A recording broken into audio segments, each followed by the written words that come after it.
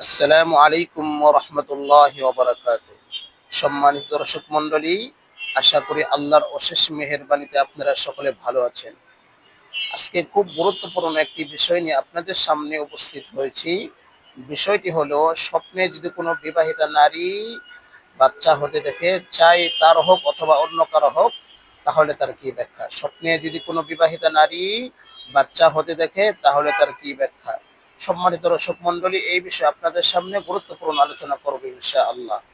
স্বপ্নে যদি কোনো বিবাহিতা নারী বাচ্চা হতে দেখে, সেটা নিজের হতে পারে বা অন্য কারো হতে পারে, তাহলে সে অতি তাড়াতাড়ি সন্তানের মা হবে এমনটি বোঝায়। তার গর্ভে অতি তাড়াতাড়ি সন্তান আসবে এমনটি বোঝায়। সম্মানিত দর্শক মণ্ডলী, কোনো বিবাহিতা নারী যদি সন্তান হতে দেখে, তার যখন সন্তান হওয়ার সময় হবে, তখন খুব সহজে, খুব আহসানির সাথে, খুব সহজে নরমালি তার সন্তান হবে ইনশাআল্লাহ।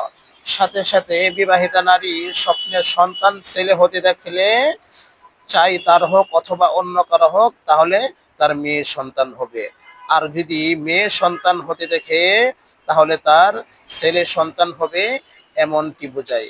সম্মানিত দর্শক মণ্ডলী, যদি কোনো বিবাহিত নারী সন্তান হতে দেখে আর তার মনে কোনো আশা আকাঙ্ক্ষা থাকে, তাহলে আল্লাহ তাআলা এই স্বপ্নে দেখার বদলতে আল্লাহ তাআলা তার মনের নেক আশা, তার মনের বৈধ আশাগুলো আল্লাহ তাআলা পূরণ করে দিবেন ইনশাআল্লাহ।